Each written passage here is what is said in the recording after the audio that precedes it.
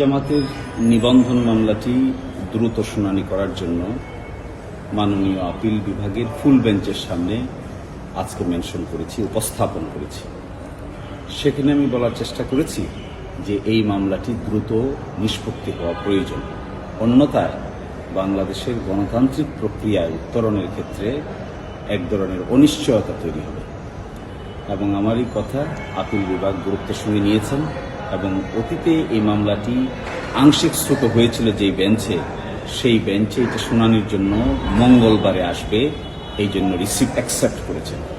তো আমি আশা করব যে আসলে এই মামলাটি বাংলাদেশের রাজনীতির ভবিষ্যতের সঙ্গে ওতপ্রোতভাবে জড়িত। আমি এটাও বলেছি যে এই মামলাটি ওয়ান অব দি একটা বড় রাজনৈতিক দলের রেজিস্ট্রেশন প্রক্রিয়ার সঙ্গে সম্পৃক্ত। আর রেজিস্ট্রেশন থাকা না থাকা গণতান্ত্রিক প্রক্রিয়া উত্তরণের ক্ষেত্রে একটি গুরুত্বপূর্ণ ভূমিকা রাখবে। যদি একটা রাজনৈতিক দলের রেজিস্ট্রেশন না থাকে তাহলে সে তো নির্বাচনে অংশগ্রহণ করতে পারবে না।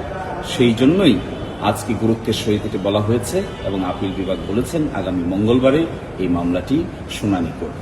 এই মামলার প্রেক্ষাপটটা যদি বলতেন আমাদেরকে। এই মামলার প্রেক্ষাপট হলো আমাকে মাননীয় প্রধানমন্ত্রী জিজ্ঞেস করেছিলেন যে কত সালের আপিল। আমি বলেছি যে 2013 সালের আপিল। 2013 সালে জামাতের রেজিস্ট্রেশন প্রক্রিয়া মেজরিটির ভিত্তিতে বাতিল করা হয়।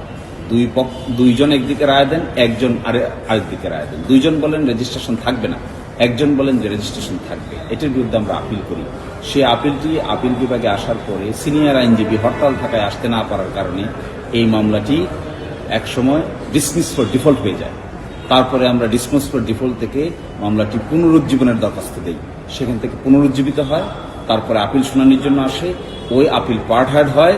এই আপিল পার্ট হার্ড হওয়ার পরে এখন পেন্ডিং অবস্থায় আছে। কিন্তু দেশের রাজনৈতিক এবং ভবিষ্যৎ বিবেচনায় জামাত ইসলামী যেহেতু একটি মেজর পলিটিক্যাল পার্টি, তাদের এই রেজিস্ট্রেশন প্রক্রিয়ার সঙ্গে দেশের রাজনৈতিক গণতান্ত্রিক ভবিষ্যতে জড়িত। এই জন্যই আজকে গুরুত্বের বিবেচনায় মেনশন করা হয়েছে। আপিল বিভাগ এটি অ্যাকসেপ্ট করেছেন। আশা করি আগামী মঙ্গলবার মামলাটি যথাযথভাবে শুনানি অনুষ্ঠিত হবে। ব্রেকফাস্ট, টিফিন কিংবা স্ন্যাক টাইমে মজাদার আয়োজন মানে অল টাইম ব্রেড।